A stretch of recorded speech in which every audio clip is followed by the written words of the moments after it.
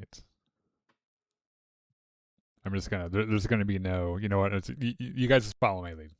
We're doing a lot. Right. Well, welcome back to Jedi Enclave. I'm Daniel. This is Chris. This is the Jedi Enclave presents. This is podcasting podcast. We are also here. We've now become a podcast that has the producer of the show, but it also says things sometimes. You know how like the really cool podcasts always have like a producer that has like that's the me. like the guy back there that says some shit sometimes. You're only doing this as long as you're doing House of the Dragon, though. That's fine. Then you're kicked off the show, Matt. This is our weekly podcast about.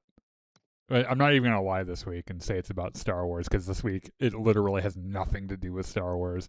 However, turns out there's not a lot of Star Wars happening. yeah, but there in a couple of weeks though, the new Star Wars anime is coming out. Oh yeah, the Ninth Jedi. Yeah, and so like we'll be watching the fuck out of that, obviously. And then I think probably when X-Men 97. 97. Yeah, when X-Men 97 wraps up, we'll probably do a season retrospective because I keep finding myself like a week behind on that because like I'm watching so many shows right now. Like, John and I are watching the new season of Silo. Matt and I are watching Silo, but earlier. Me and Matt and Joe are watching Severance. Okay. We're obviously watching House of the Dragon. Yeah. And so my capacity for TV shows for the first time in my life is like pretty full. So I found myself kind of like behind on X-Men. So I think when that finishes, we'll do like a whole season. Like, we'll chat about it and everything. And then we'll be talking about the Star Wars thing when it comes out. Yeah, X-Men is fun. Yeah, I'm liking it so far. I think I've said this before. It's nothing that's going to like radically reshape your view of the world or how you think of TV or anything. But it's just a fun, well-made show. It's not meant to do that. I don't think like it is. they're just like it's a fun animated show that reminds you of watching X-Men when you were a kid. Yeah, it is a successor to a literal Saturday morning cartoon. However, this is a good springboard getting into the discussion today. We're going to spend a little bit of time on a couple of things that aren't House of the Dragon. And X-Men 97 is relevant right now because it's a good springboard into the first real trailer that we've gotten for Avengers Doomsday. Which came out opens with a shot of the Xavier School for Gifted Youngsters, right? And then we see we see Professor X and Magneto together. We're not doing a frame by frame for this, but if you are a fan of the X-Men, this is the event. This finally the Marvel side and the Fox X-Men side has come together officially. Even after all these years, it's still. It still does something to me to see fucking Sir Patrick Stewart and Sir Ian McKellen together. Do they exist as old gay men to you, like a gay couple, in your head canon? Because they do for me, and I'm so happy for them. The actors or the characters? Because I think you can make the an characters argument for either of them. The characters, yeah. There is definitely a homoerotic undercurrent. Well, because Patrick Stewart's straight, right? Yeah. I mean, obviously Ian McKellen isn't. He's like one of the gayest British men ever. Yeah. So how do you guys feel about this? Because I understand everyone's excitement and everything, but there's also a part of me that's kind of apprehensive. When we were watching Severance last night, my buddy Joe is really excited, and I think he's going to come and see it with us when it comes out in December. But I don't know. What do you tell me? What you guys think first, and then I'll piss in everyone's cereal. It makes me think, number one, that Marvel and Disney are still very preoccupied trying to recapture the lightning in a bottle that was Endgame. Endgame, yeah, totally and agree. Number two, it reminds me of a bunch of kids mashing all their action figures together from completely different properties and things. Well, which by the way, cool? I think that's a design and not a bug, right? I think that's kind of like the point of it. I mean that was kind of what made Endgame good, right? Yeah, I don't know. Matt, Well, are well, you it, are it you was it was one aspect of the many things that made Endgame good. true? Yeah, oh yeah. Are you? I can't remember. Are you like a big Marvel fan? Have you seen all the Marvel movies? Because if you haven't, you're clearly a fake fan. Yeah, or at least some of them. Have I surprised you with this question so thoroughly that you're like trying to muster up the courage to answer it? I think he's just stepped away for a moment or Oh, something. you guys are asking me. My Yes. headset Yes. cut out for a second. Well, I have seen your not name all is the Marvel movies. No, I have not, oh, but okay. I've seen pretty much all of them. I don't know. Are you the audience for this trailer? Are you the one that's really excited about this, like Joe is? I am very excited, but kind of like what Chris said with the whole lightning in the bottle thing. It's Endgame left a big footprint, and That they have not adequately filled, and I don't think that they yeah, can. We talked a little bit about this last night, but you know what I'm getting really tired of is, first of all, I had to laugh at the opening of this, which was like, I don't know exactly what he said, but the general gist is there's an evil coming. Do you feel it? It's like the beginning of that Force Yeah. Awakens trailer when it first came out back in Yeah. 2011. There has been an Awakening. Right. And then the other thing is, in a lot of these movies nowadays, there are two legacy characters, which Cap and Thor are at this point. They are legacy characters. Yes. You know, grasping arms, fucking Predator, style, and being like one last ride. But like, it's like their fourth last ride, Yeah. and it's like, just fucking die already, so we can have some more characters. They tried to Yeah, send Steve I know. Rogers to the past and then I know. have him be old man Steve. No. I agree. Day. You are correct, and I know that the Russo brothers intended that to be the last time we ever saw Captain America. But I think Steve Rogers, not Captain America. Right. Yeah, correct. And so I think that even the most staunch Marvel fan will admit that the quality of films has, since Endgame, has been kind of all over the place. Like there's even, like, I like some of the quote unquote bad stuff. Even like, I like the Marvels, even though it wasn't a great movie. But everyone's just like, can you make Endgame again? Because we really liked that. We liked that one, and they're like, we're trying, guys. We're trying so hard. So I don't know. High quality thing we've gotten is like WandaVision or Agatha all along. So yeah, some of those Disney Plus shows have been like fire. Like they've been really, really good. I don't know. I'm also really, and even still, and this is like I think at least a year or two after they've announced it, I'm still weirded out by the fact that Robert Downey Jr. is Doctor Doom. Yeah, that's so weird to me. I'm sure they're gonna have some explanation. I'm really hoping plausible or not depends on you, but yeah, I'm hoping that deep down they're like, we got to get Robert Downey Jr. back in this somehow, and he doesn't want to do Iron Man anymore, so I don't know, what do we got for him? Because like we need him to bring the fucking dough in, and they're like, Doctor Doom, and then like Kevin Feige's like, sold. I wonder if this happened because Marvel went to Robert Downey Jr. like, we need you back in the universe. We know you don't want to be Iron Man. Pick a character, we'll make it happen. And he said Doctor Doom. Yeah, or like he was the one that chose it, maybe. I don't think that's what actually happened, but in my head, I'm pretty choosing funny to believe. Yeah, I don't know. I do know famously Robert Downey Jr. hated wearing the suit for it, and so they're like, we'll just make it CG because he didn't like wearing all the shit for it. I don't know. Another big thing happened there right after that. I think today. It was today, yeah. The new Spider-Man. A brand new day. The final trailer as it's billed. Because that movie's coming out in like 2 weeks or something. Yes, which we'll be seeing and reviewing. You know what we didn't see on our movie list was the Odyssey.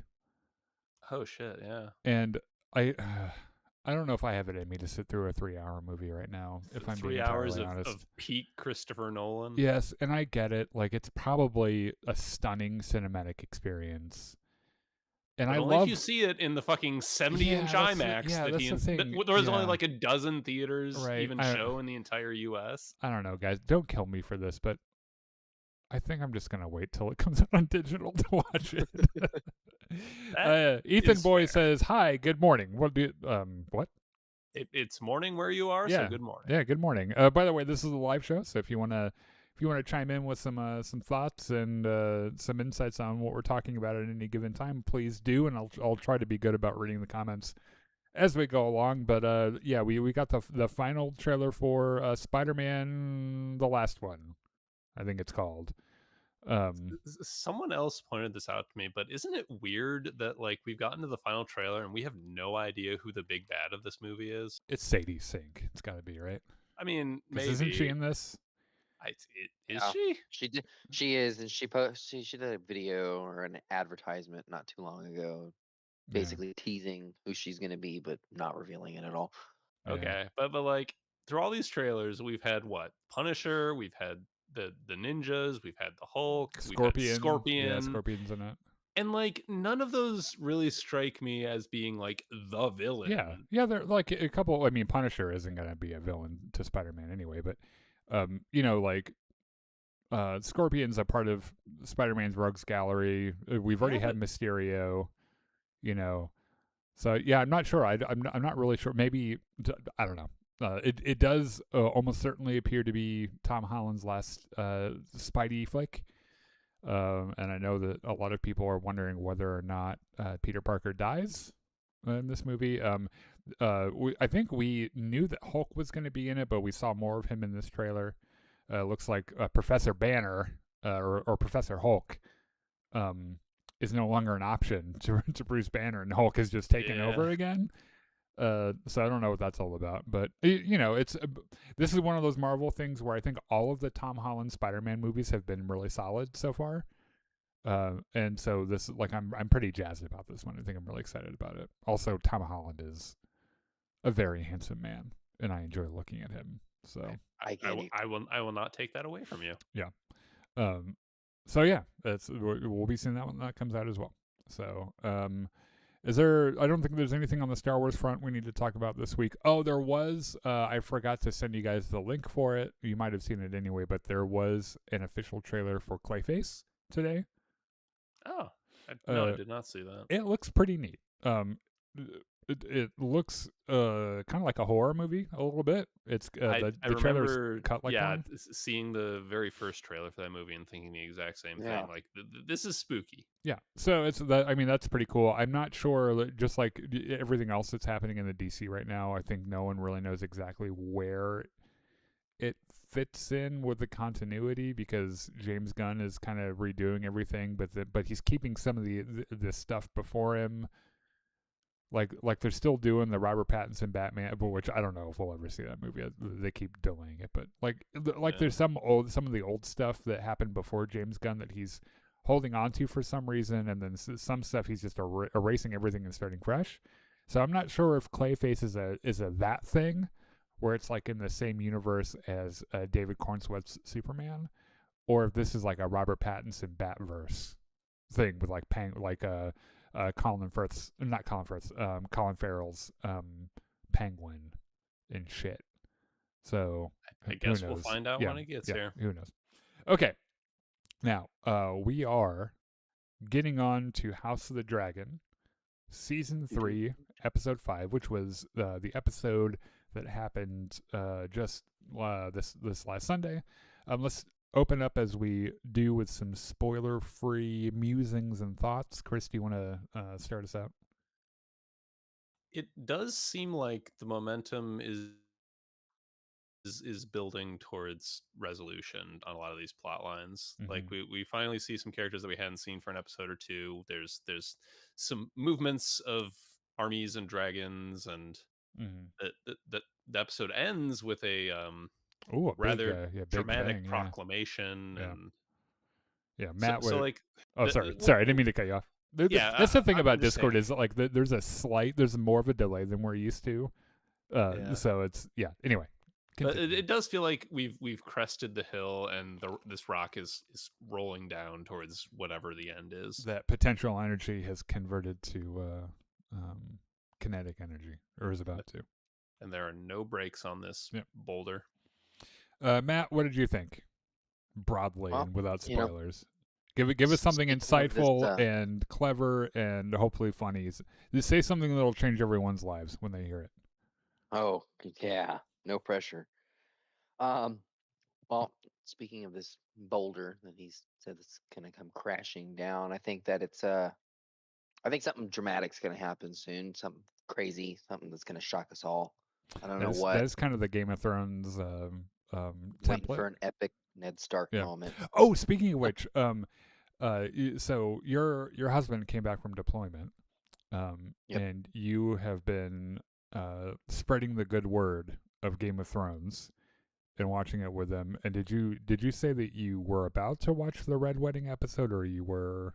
I thought we were going to get to it tonight. But you haven't? We're one episode behind. All right. Yeah. So well, next week make sure I ask you about it, because I'm curious to know what his reactions are.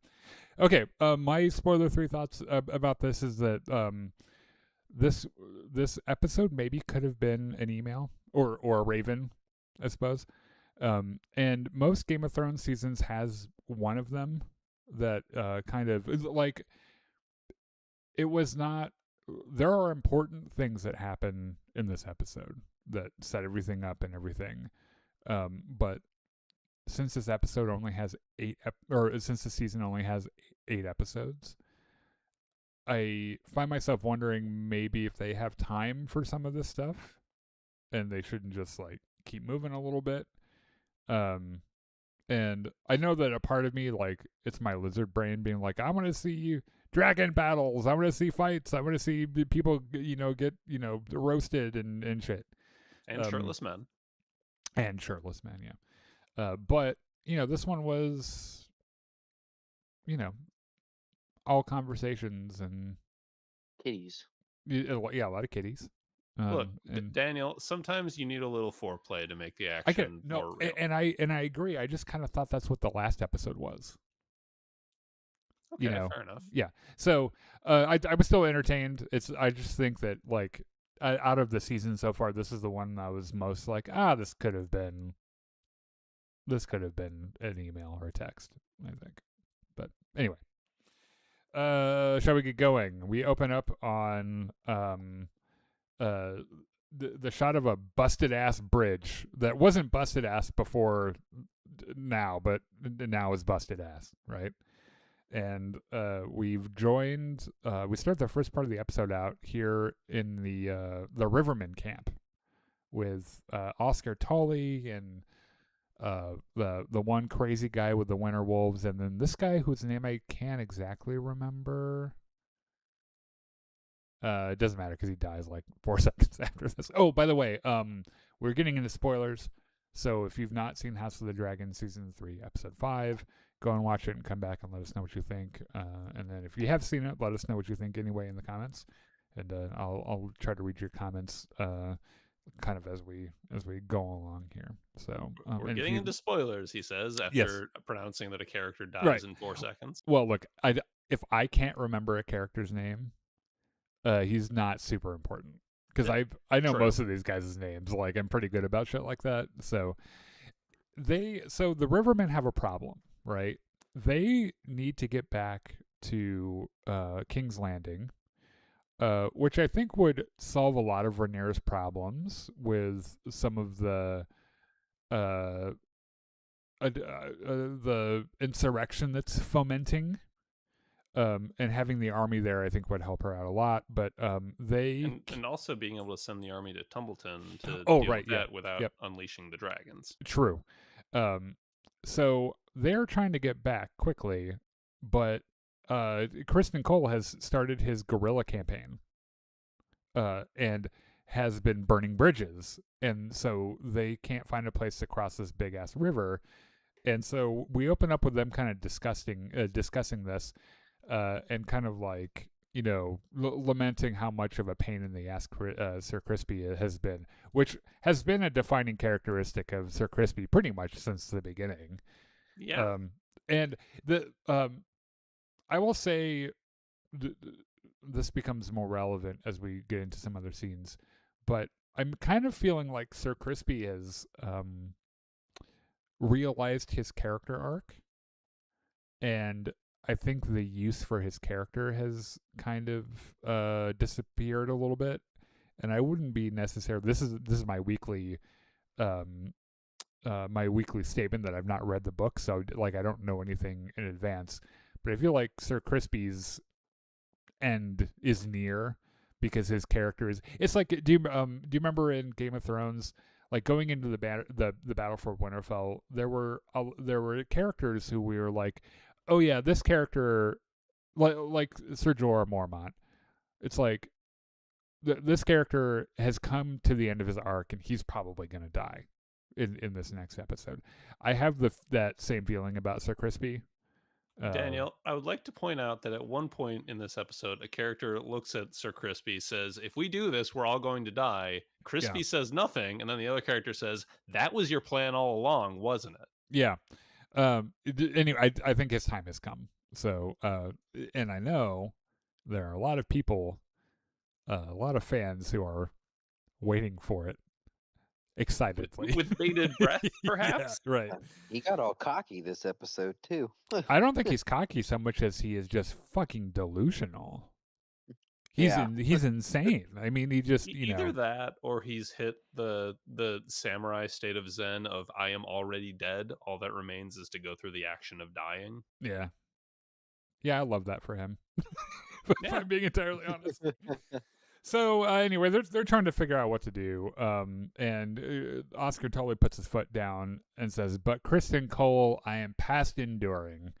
So what are we gonna do?" And the Stark guy is like, "Well, just let me let me take my old guys and go whoop his ass." And Oscar Tully's like, "Oh, I have a better idea. Let's beat him at his own game." And do some of the shit that he's doing, and they're like, okay, whatever. And right around then, I think in another part of the camp, Sir Crispy and Gwaine and some of the boys kind of mount a surprise attack, and burn down a part of the camp and everything, and they're just being generally irritating to Oscar Tully and his boys. So, we get to Harrenhal. And but I put the shot of the goat in here because I'm pretty sure that Alice Rivers is the goat. That's a phrase that could have multiple meanings. Yeah, but like literally, I think she's literally this goat and then just transforms. I do not disagree. Yeah. So here we've got fucking Dumber, and Dumbest, who are sneaking through Harrenhal, as we know from the previous episodes. That the Queen has put out a bounty on Aemon Targaryen, and that he's lasting at Harrenhal, and also whoever kills him or brings him to Rhaenyra will get to be Lord of Harrenhal. And so a lot of people now are like, "Oh, hell yeah, I can kill Aemon Targaryen." Yeah, he's only got one eye. Spoilers: most of these people would not have a snowflake's chance in hell of killing Aemon Targaryen. Yeah, and it's also why I think both of the groups that we run into in this episode all have like a group of 3 or more because they want to have the odds. So they run into Alice Rivers, who, God, she's got a way of making entrances, man. Like she just kind of melts out of the fucking shadows. And I did put this. I thought it was interesting that she called Rhaenyra the ungrateful queen. When she was lamenting the fact that people keep coming there to search, for Aemon and everything. Yeah. So I think that she's feeling a little burnt out by Rhaenyra. But she says some spooky things and is like, Harrenhal is full of ghosts and shit. Here's a rock. Watch this. Throws it over his shoulder, and fucking bats come out of everywhere, and it just scares the piss out of these guys. And they just, it's like Scooby-Doo. They just fucking run the fuck away. One nice touch is, like, we see Alice Rivers with all the bats coming. The camera cuts to a shot of the guys. It cuts back to where Alice was, and she's nowhere to be seen. She has disappeared. It would have been just the best thing ever if the goat was just standing there when they turned back. I'm like, what the fuck? You can't go confirming theories like that. That's true. So Aemond, surprise, is actually at Harrenhal, as we knew, right? Yeah. And he wakes up and Alice is there and he's freaking out and he's talking about this this dream that he had about his brother's face being on fire and shit, and then like, I don't know, so Alice is a woman who is kind to him like in a like a maternal sense, and he just Aemond has enormous issues from the fact that his mother never loved him. Yeah. And so he like immediately kind of latches on to her. He's like, "Can you be my mother now?" And she's Oedipus, like, my name is Aemond. Yeah.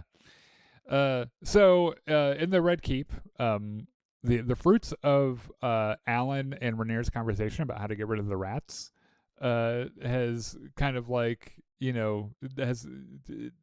it's here. They have cats everywhere.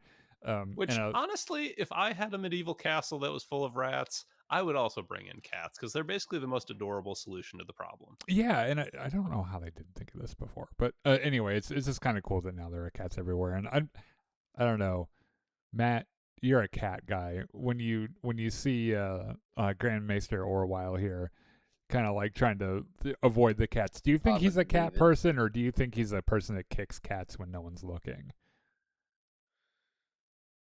I don't think he would be bobbing and weaving if he. Yeah, he's because that cat's like, "Come over here and pet me." And he's like, "Oh God," and like jumps out of the way. So he is on his way to go see Alicent. And he talks to the guard, and the guard's like, "He can't come in here," and he's like, "Well, it's a really sensitive female stuff." And the guard's like, "Ew, God," and then just like, "Fine, I don't want to talk about this anymore." And he gets in, and he's talking to Alicent, and he is there to give her some morning after tea, which we know from the last episode, Helena's pregnant. Yes. And I guess this is. Oh, I looked into this, by the way. I was just. I'm probably on a list somewhere now, but I was really curious about like if a tea could be brewed to do this. And I suppose in the text, George R.R. Martin like lists the ingredients of this tea, but is really vague about like how to make. Like he doesn't like give exact measurements or anything. And some of it's based off of real world stuff that isn't necessarily confirmed as aborting a pregnancy, but will certainly give you irreversible liver damage and kill you. Well, I think it was the ancient Romans, it might have been the Greeks, had an abortifacient plant that is now extinct, I believe. But there was a time when there was an herb that could deal with this particular problem. Yeah. So anyway, Oh, I just said wow. Yeah. That was all. So Orwyle is like, "Well, here's the morning after tea. By the way, it's getting really hard for me to sneak in here.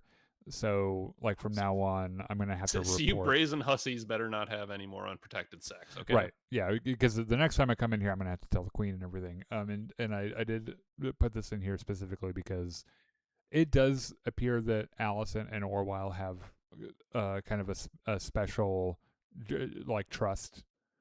And he seems pretty loyal to her. And it makes me think probably more so than he is to Rhaenyra. Maybe something we want to like, remember later. So here's the problem: Helena doesn't want to take the morning after tea, and like Alicent tries to tell her, like, look, if it's a boy, you understand the problem, right? Like, that's Aegon's son. It would be, his heir and everything, and Rhaenyra will have to kill him. And they do. There's this goofy, or not goofy, there's this line about how, like, you know, Aemon's still alive. As far as we know, we don't know where the fuck he is. And then Helena's like, he's at Harrenhal. And she was like, no, I mean, he was there, but like, he's gone now. And it's just this neat thing where, like, Helena, because of her like mystical brain powers or whatever, like, knows where he is. So she tries to force Helena to take this tea, and she just will not have it. So, she did mention, she's like, girl, when I was fucking Sir Crispy Cole, this tea saved me from disgrace and ruin. When Rhaenyra was fucking Sir Crispy Cole, it saved her from disgrace and ruin. Like, this is the you know, it's a tried and tested method. You should do it. Which Helena should have responded. Counterpoint: I was not fucking Sir Criston Cole. Yeah, it was my brother, but at least we were married. My brother husband. Right. Yeah. So, okay. I had almost forgotten about this. So, in season 2, yeah, the Jace goes out to make a deal so that the Northmen can cross the river, and these people are like, well, what the fuck do we get from this? And then they're having tea over a table that's a door. Yeah, it was really weird. Without his mother's permission, by the way. Just went off and did some diplomacy all on his own, got a deal, and it has come back to haunt Rhaenyra a little bit, where Lady Frey, this is Walder Frey's ancestor, by the way, is like, hey, like, we were supposed to get Harrenhal, and now what? And Rhaenyra's like, look, I called you here to be on my small council. Is that like not enough for your loyalty? Because that's a pretty fucking sweet gig. Also, if you really want Harrenhal, just go fucking find and kill Aemon. Yeah, go kill Aemon. Yeah, and she, like, this woman's like, well, like, am I supposed to go do that? Because I don't think that'll work. So Rhaenyra pretty much is like, you know, it's, I don't know the deal that you struck up with Jacaerys, and, you know, I didn't really know about it. So, like, you know, it's, are you going to be on the council or not? And she's like, yes. And I love this, like, this look afterwards from her Kingsguard guy, who's like, yeah, I'm fucking watching you, old lady. It's like, I could stab you so hard right now, and you would be dead, and I would laugh. I just like how this Queensguard guy is like, you know, he's like, he's very pro Rhaenyra. I enjoy it. Here's another shot of a cat. All the kitties I wanted to put in this, to put in our slideshow because they're all really cute. As well you should. Yeah. So there's a town called Wendish Town. It's a small village on the outskirts that has been burned. And so Bela and Adam are back because they've been going on patrols and shit. And so they've reported back.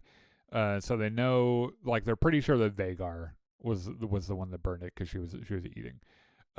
And there's this hilarious bit where Torn Manderly is like trying to catch Lady Frey up on who everyone is, but they're both like, he's such an asshole that he probably is a little too unfiltered around them. He thinks he's being real subtle, but Daemon just gives him the stink eye. I know. I put that shot in here. So he's like, yeah, so that's the sea snake, the sea snake's bastard, and he's got a dragon now. And the white worm over here, she's here, and she's like, isn't she a whore? And he's like, yeah, no, she is. She totally is. And then, like, Daemon is looking over at them like, he looks so sassy in this. Yeah, look. Some teachers, when their classroom is being noisy, give a look to kids who are being noisy to tell them to shut the fuck up. And this is the exact look Daemon is giving them, who is like, do you mind, you motherfuckers? I'll wait. Yeah. This does shut them up. So Daemon has another problem, which is that they had some gold cloaks killed the previous night. And there was a little spat. And there are all of these problems. Rhaenyra, like, the second they said Vhagar, that's the only thing she's thinking about. But everyone's got problems, right? Daemon's guys, 2 of them were killed. None of them are being paid right now.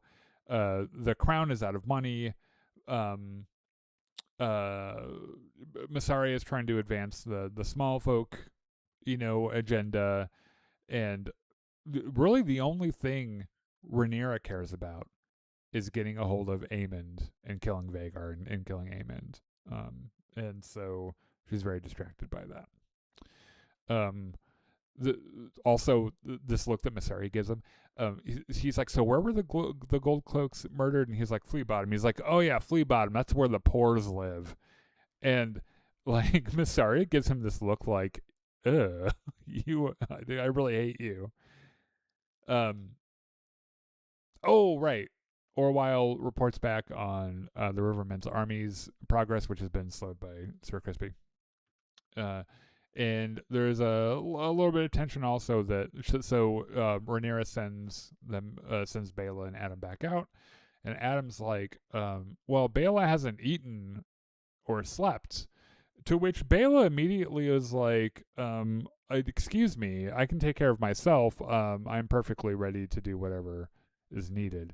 And there is this clear tension in the room between Rhaenyra and Baela. Baela is invaluable to her. She's an experienced dragon rider. She's really good at it. But Rhaenyra is still in her mind really pissed off about the little bit of treason that Jacaerys tried to spring on her, and Baela was kind of a part of it. So yeah, so there's still that tension, and Addam's like, look, guys, I don't know why you're so pissed off at each other, but like, we need to be able to eat and sleep. So she's like, fine, you guys go take a nap. I'll send Daemon. And Daemon's like, I'll go once my thing is taken care of, which really pisses Rhaenyra off because she, when the queen gives an order, she's the queen, right? Yeah, and he's like, I'll do it later. I've got more important shit. And yeah, so fucking Lady Frey is like, this is crazy. Is it always this crazy? And he's like, it is more or less all this crazy. Yeah.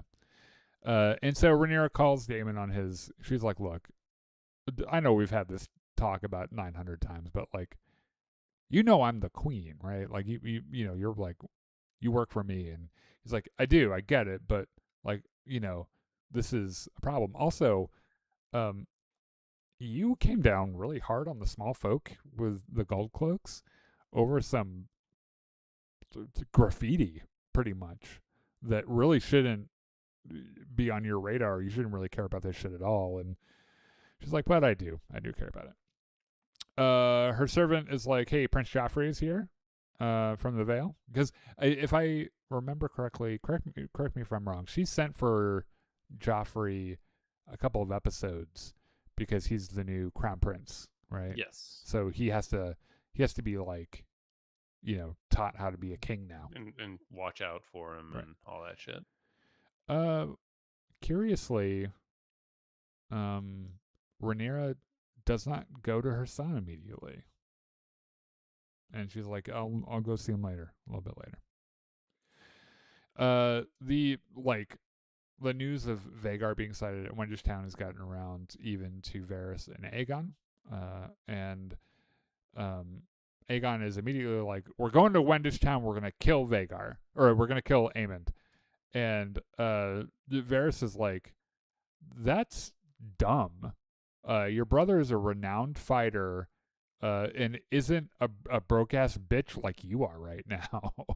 Who is basically broken in half, and we're out here alone, and you have no armies, and and you are extra crispy, and he is not, right? Like, he would whoop your ass. Like, what do you expect? And he's like, I'm gonna tell you, it doesn't matter so much, just that I try to kill him, and if the attempt kills me, fine, and if it doesn't, I'll kill him, and that's also fine. To which Varys is like, Larys. What did I say? You said Varys. Oh God. Yeah, it's not Varys. Though those characters are pretty similar, actually. So Mysaria has gotten word that Grand Maester Orwyle has been hanging out with Alicent. So she goes and asks her about it. And she's like, oh, well, Helena's not feeling well, so we got some headache tea. And Mysaria's like, can I see it? Yeah, I see that none of the tea is missing. so you haven't taken it yet. And she's like, okay, look. Well, no, she knows that it's the morning after tea because like she sniffs it, and Alicent straight up says, yeah, okay, look, Yeah. after Viserys died, I had some side action. Yeah. You get what it's like.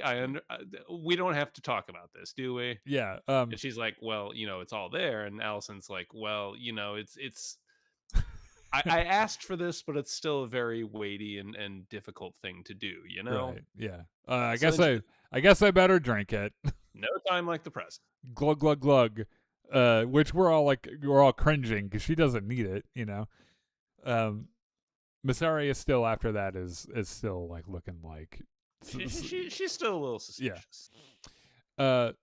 Interesting little thing here that connects to another scene in this episode where Sir Gawain is talking to Sir Crispy and was like, hey, have you ever seen Hightower in Old Town? Ormond and I used to have this game where we'd run the tower, right? We would start before dawn, we'd run up, and whoever was the first one. And I let him win all the time, right? And so he's like, look, I'm gonna level I'm gonna level with you. I'm telling you all this because you're a knight of high renown. We can go to Old Town right now, join my family service, and you will be taken care of. And this is an easy out, right? You come with me, we'll be night bros together, and we can finally get the fuck out of these woods because we've been here for weeks and my ass is chapped from these pants I haven't changed in weeks. Can we please be done with our camping hunting trip and go home? And Sir Crispy, seems to, I guess, consider it. But they come across some trouble. Like horses just start collapsing, and someone rigged the area with these like little like cow traps. Yeah, right. Like I think they call them crow's feet. Yes. And then Alicent. So Alicent looks at her necklace and she's scheming some things. Yeah. Some problems. Daemon's walking through the flea bottom with his gold cloak captain, and they're talking about how if Daemon can just talk to the men, he'll rally them to the cause and get them loyal again. And then, I do like how this is Daemon's idea. He's like, back in the day, I just give a rousing speech and everything would be fine. And he's like, when's the last time you were even in charge of the gold cloaks? Because I gotta tell you, like most of those guys were just little babies when you were in charge. So I'm not sure that would have the impact that you think it would have. And then they stumble across a couple more bodies, which it looks like the killer's MO is to cut the throat and then tear out their bowels. Yeah, and, disembowel. Yeah. So did you recognize this guy? I did not. His face stuck with me for a little bit. There was something about his face that seemed really familiar to me, and I went and did some research. The reason his face stuck with me is because this guy has heterochromia, so his eyes are two different colors. Okay. And then I remembered that a couple of episodes ago when Alicent and Helena go up on the battlements to tell the Scorpion guys to stand down, he's one of those guys up there. Oh. Yeah, he's like one of those guys that they told to stand down. So interesting. Yeah, so a little kid watches Daemon and Sir Luther's reaction, and then runs up and tells him, and he's like, good, everything's going to plan. And then he throws his raven out, and then sometime later, a scroll arrives for Ormond that says, gold blood spilled, 3 marked in the tally, the account lies open. And Ormond's like, great. So Ormond is confirmed behind this gold cloak thing that's happening. He's spinning some kind of web. He has a conversation with Daemon or Daeron about he's taken history lessons, right? And family history specifically, right? Yeah. I think the important thing about this scene is that Daeron is really obviously a victim of abuse, Yes. It in a more subtle way than you would think. It isn't. There is probably a physical aspect to it, but it's more insidious than just like straight out physical abuse. And he is constantly on guard around Ormond. And like, so they talk a little bit about the Martell woman, Maria Martell, maybe the Yellow Toad of Dorne, who basically resisted Aegon's conquest and won, and that's why Dorne isn't a part of the Seven Kingdoms, because they're independent, they do their own thing, because like Aegon came in with 3 dragons and was like submit, and then the Martells were like fuck off, and they actually did something pretty similar to what Sir Crispy is doing right now. They like use guerrilla warfare and shit. That they're like dragons couldn't just come out and destroy all of them like by like brute force. And yeah, so Aegon's like, okay, fine, you guys just stop being crazy and we'll stop bothering you. All the while they're playing this chess game, right? And Daeron makes a move that I assume probably wins him the game, or gives him a big advantage. Yeah, and he is, just like most kids in situations like this where they're abused, is so keyed in on Ormond's body language and realizes that he's about to freak out, that he like he was like, hey, I take it back. Sorry, I didn't mean to do that. Let me take that move back. Yeah. We'll start the game again. And then Ormond just fucking knocks all the pieces off the board. What a fucking child, you know. Stands up, walks around behind Daeron, puts his hands on his shoulders, and then says, never apologize for victory. Yeah. And which is such an abusive and manipulative series of things to do. Right. It is. It's gross. I feel really bad for Daeron. He seems like a really sweet boy, and he deserves better than this fuckwad. He should be hanging out with fucking Gwaine in Old Town, and they should be playing lutes and practice sword fighting and having fun and shit. And here he is with Ormond fucking, I can't deal with smells, Hightower, you know. He does, so Ormond shows him some coins he had made, and it's like, hey, look, they just came in with the business cards. It's your face. Yeah. Look at that, because you're the king. Kind of, he looks more like a hobbit on the coin, but I guess, you know, in the Iron Age civilization, you know. They're doing the best they can, okay? Right. I get it. So, okay. Alicent has hatched a plan, right? Yes. And so yeah, they're gonna try to escape, because all of the stuff that's happening, like tensions are high, so like they need the guard, like the family guards, to go help with the city watch, and so they're only gonna be guarded by one person. And so she's like, I gave my pretty necklace to the maid, and she's gonna help us escape out of the hidden door in Aemon's chamber, which is being used by Baela, and they can get in there because Baela's out on her mission to find Vhagar. So everything's perfect. Yeah. And this is really heartbreaking, by the way, when she asks the door that the men used to when they came to kill my boy. I was like, Helena, you poor perfect girl. I'm so sorry. She has done nothing wrong and had so much inflicted upon her. Yeah. She does ask about her daughter, and surprisingly, the best mother in the world says, "Leave her. We can't risk getting found out, so we'll just leave her here." And Helena's like, "No, I don't think we will." Fucking Alicent, mother of the year. So Adam and Baela check out. What town did I say it was? Fucking, I don't know. Wiggle Town. I don't know. Some fucking little town, yeah. Extra Crispyville. Right.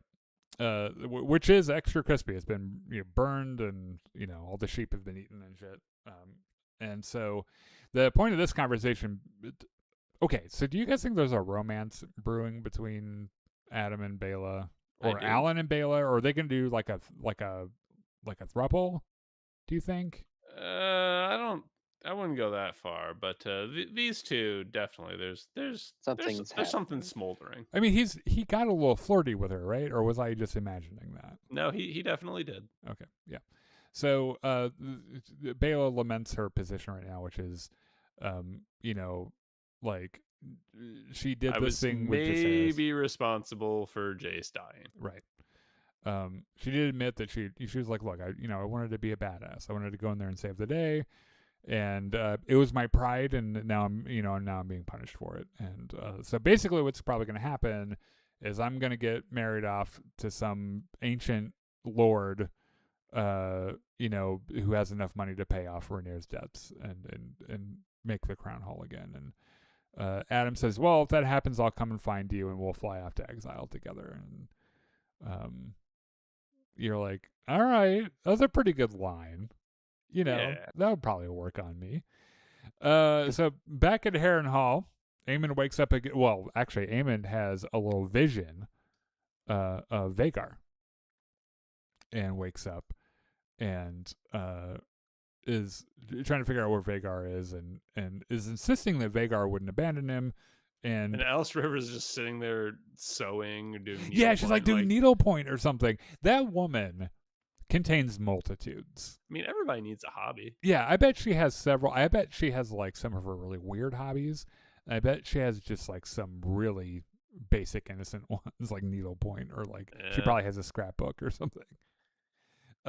So at the end of this conversation, Aemon admits the fear that he's like really probably self-conscious about, which is that he feels like without Vhagar he's nothing, and then kind of talks about how Aemon really Aegon really picked on him when they were kids and everything, and Alice is like, don't worry, I'm your mommy now, and he's like, oh, thank God. Okay. Aegon, I loved this scene. It so is. much. I put in every line of this in the slideshow because I thought it was so good. Yeah. Maybe a little hypocritical, but really good. Aegon, of course, is lamenting how terrible everything is, and woe is me, and I everything's so bad. My life sucks. Yeah, I'm a pathetic crapple. And then Larys goes on this fucking. I put in this line for a line.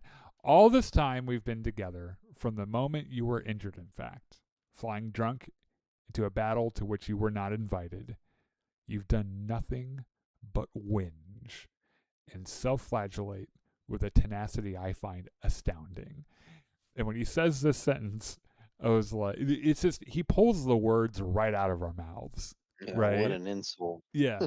It's just like, you can tell he would have never dared. He's been waiting so long to say this. No. He's been thinking about these words for quite a long time. You, who had every advantage in life, you, who had every chance to shine, firstborn son, prince of the realm, the finest tutors, the finest knights instructing you in the sword, a dragon so beautiful they named him after the sun, you could have risen to greatness. And at the mention of Sunfire, Aegon looks down at the scale that he took from his body. But instead, you trampled your birthright in the mud, you lazed, reveling in mediocrity, fucking anything in sight, and drinking yourself into oblivion with your sycophantic friends. I will tell you the truth. You were a terrible king, but worse than that, you were a terrible man. And when he says this, I was like, okay, no, that is undoubtedly correct. But also, Larys, you are a terrible man as well. Like, also, girl, you're in danger. Like, if you ever get Aegon into a position of power, he is not going to forget this little speech. Right. I just he's saying all this and it's like, no, I agree with all that shit. But also, I mean, he's right. Yeah, I start thinking, okay, so look, liking feet is not inadvertently terrible, right? The arrangement that he had with Alicent, where he was trading information and exercising a power dynamic for feet picks, is terrible. him having his oldest brother and his father murdered at Harrenhal is terrible. I forgot about that. Like Larys isn't a good guy either. So, that's I guess from where Aegon's sitting, if you're being such a little shit that Larys fucking strong calls you out, yeah, right. So that's where they leave that conversation. There's this hilarious bit here. So Rhaenyra goes to the Sept. I think she just wants to be seen there, respecting the gods and everything.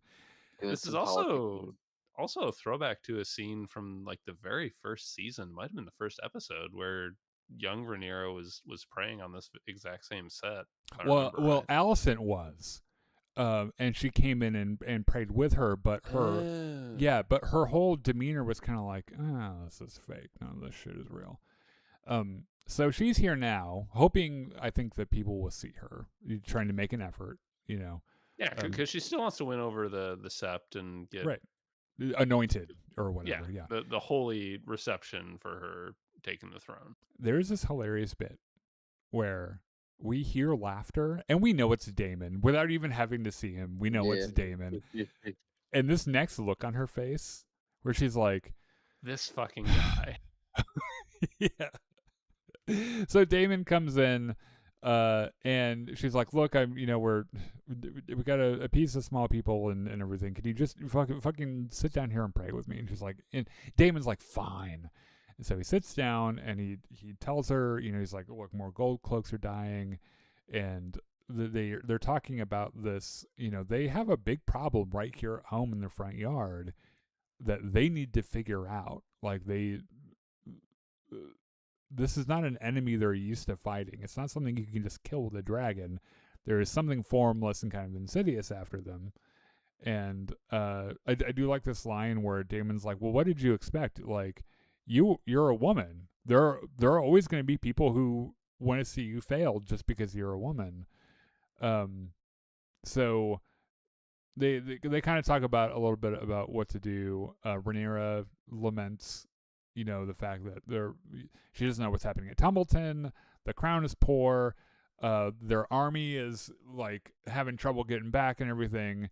And something's in the shadows. She can feel it, but she doesn't know what it is. And then she goes off on in her frustration, goes off on Daemon and says, "You are Daemon Targaryen, the bold and cunning, and here you stand outdone." And this look that Daemon gives her, it was like, "You better be glad I love you. I'll allow that, but I'm not happy about it." And so he gets up and leaves. I feel like Gwain's experience embedded in the Sir Crispy Cole army of, I don't know, whatever, the nihilism or whatever the fuck he's into these days, is just getting progressively worse and worse. The time he's having, he's just completely over it. He wants to go home. It makes me think of Apocalypse Now. Yeah, it is the kind of warfare they're doing too. Is they're out in the fucking jungle and everything is uncomfortable, and Gwain is like, "Look, can we just go home?" Half, I think I think he said that fewer than half of their original host is left. Yeah, and they just don't have the advantage they thought they'd have. And he's like, "Can we just please go?" I do love this bit. Larys has gone all the way back to the castle they were in. Yeah. Aegon slinks in, sits down next to him, is like, "Just hire the fucking ship and let's get out of here." Yeah. I do. I love this for comedic effect. He sits down and they just kind of they beat where they don't look at each other.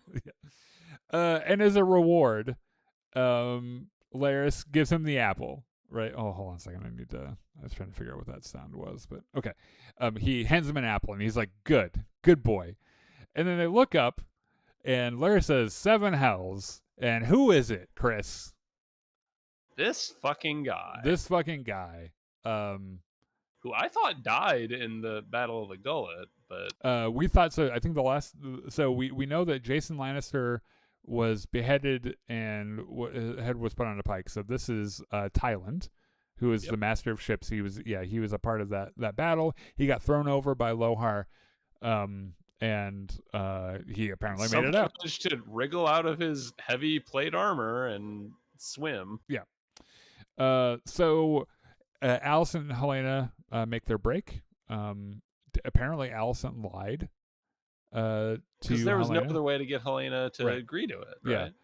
Yeah. And so she's like, "Hey, like Chihiro is supposed to be here," and she's like, "Oh, they're gonna she'll be there. Yeah. You just gotta keep going." Yeah. So, and of course Massaria is like Who waiting is for them. very good at her job. Yeah. Like I like how she's sitting up on the stairs, like my, what do we have here? Look what the cat's dragged in. So she puts it together, right? So she's like, all right. So Helena's the pregnant one. Okay, this is starting to make sense to me. I'm gonna go tell the queen. And Allison's like, well, before you do that, let me just just hear me out here. Yeah.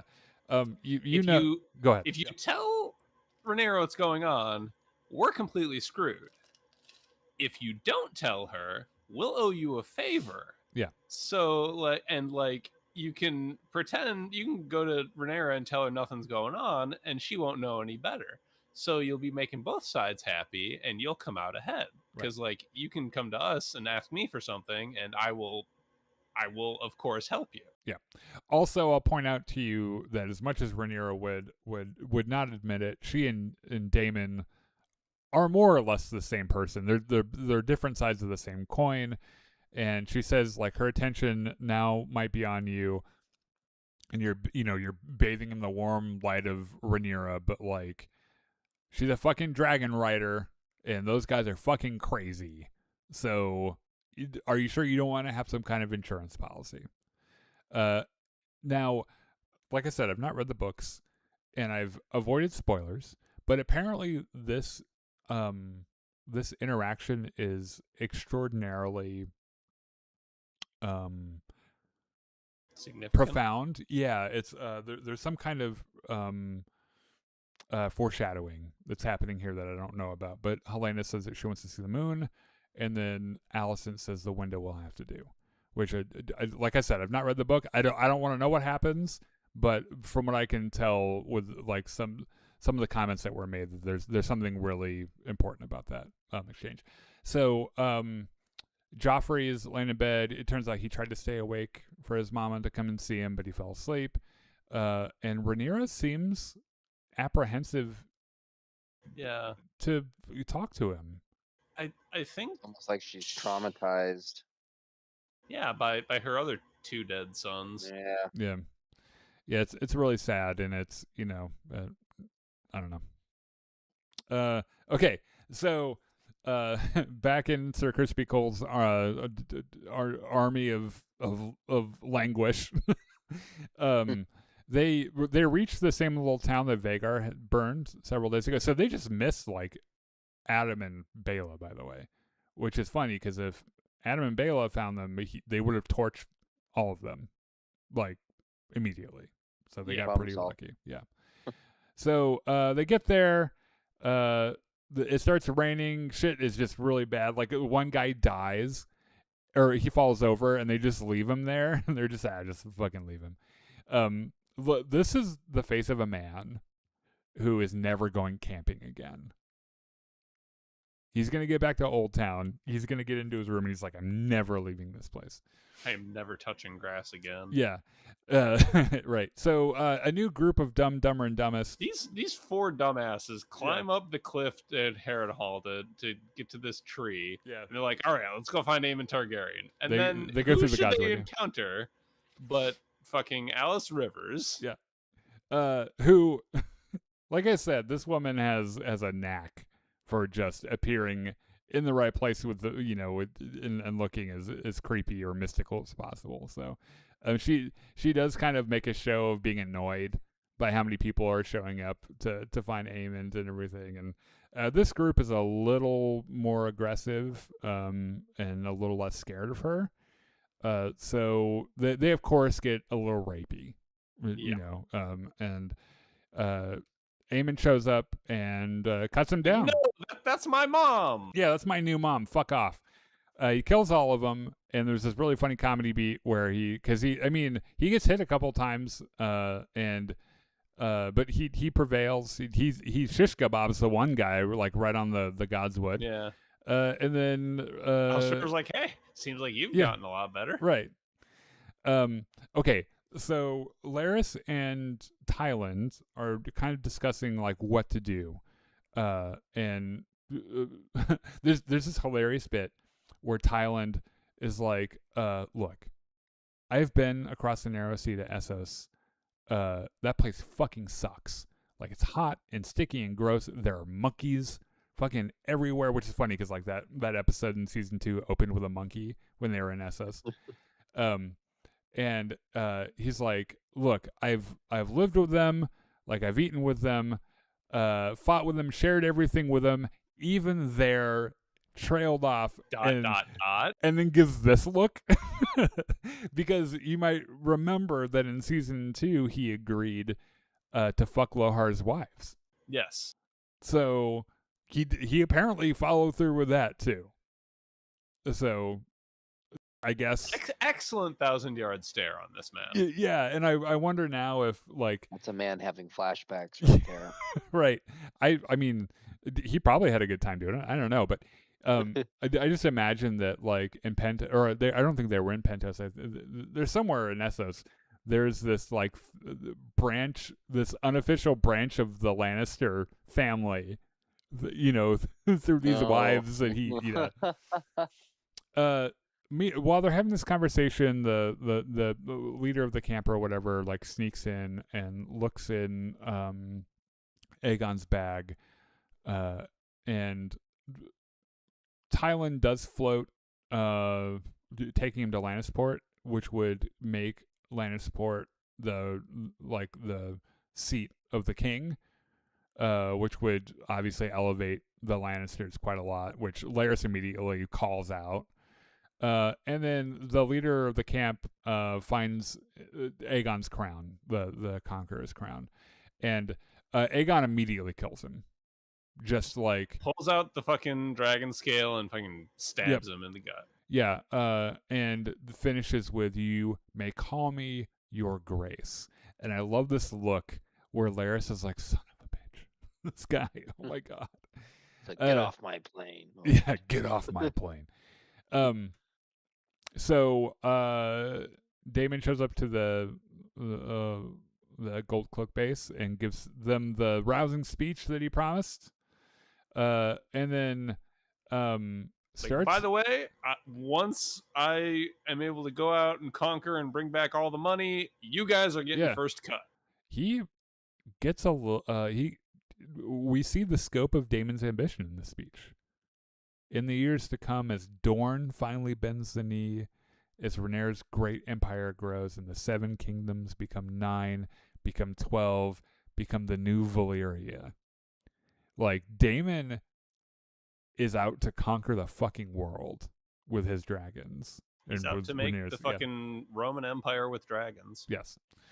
Okay, so Sir Crispy's army of Languish has reached the river, and the Rivermen have done exactly to Crispy what they did to them, which is they destroyed the bridge when they crossed it. And this is like game over. Because like, how the fuck are they going to cross even? And so they don't even know what to do. Gwaine, like something, like the light just goes out of Gwaine's eyes. Like he's just like, all right, for real this time, we have lost. Let's just go home. Yeah. Speaking of light going out of eyes. Oh yeah, well, eyes coming out of eyes. They caught a suspect for the Gold Cloak killings. They got this guy. Daemon has popped one of his eyes out, and then they're like, "All right, let's start again." It makes Who are you working for? Like it makes that like sound. He just like plucks it right out.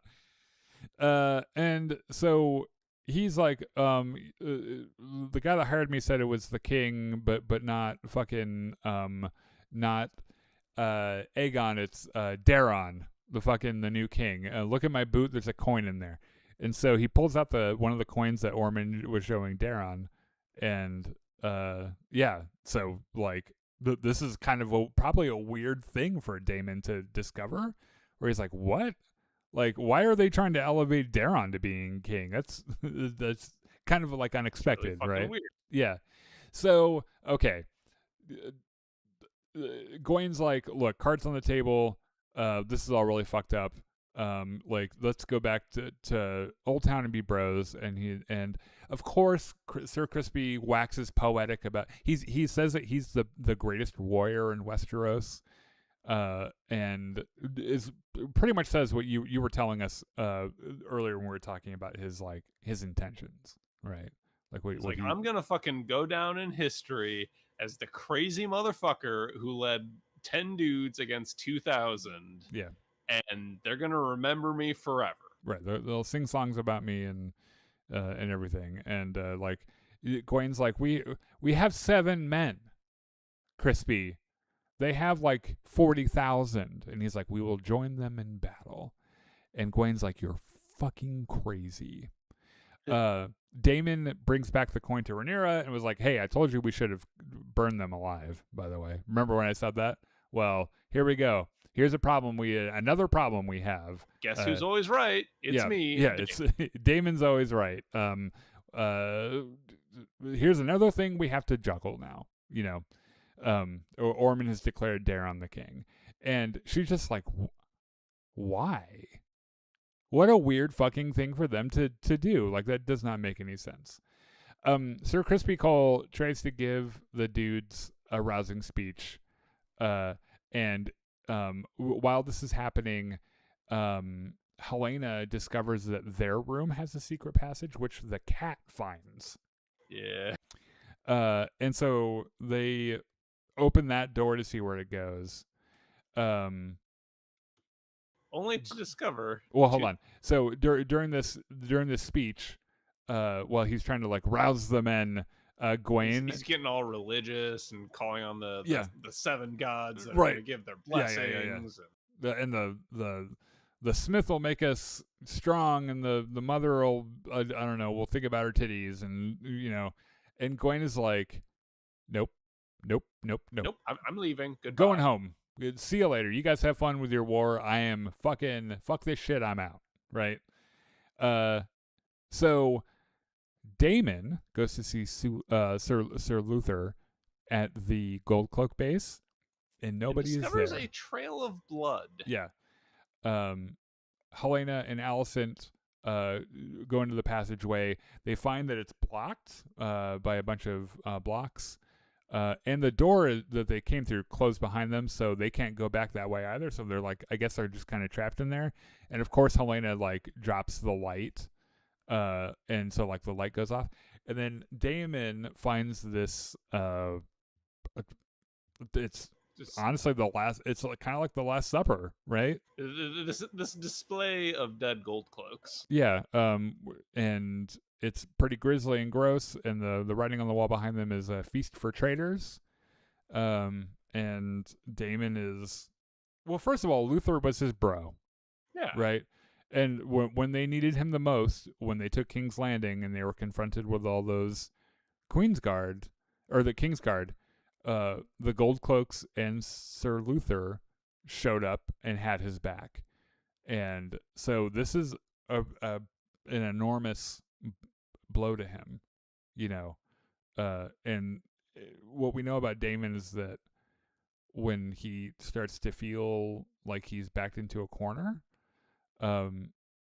generally Daemon doesn't think things through and doesn't think, you know, he's not like, okay, how do we fix this problem? He generally just is insane. Daemon Targaryen behaving rashly. Yeah. You don't say. Right. So, and that's how the episode ends. Crispy gives the last line of his speech, and that's the end of the episode. Yeah.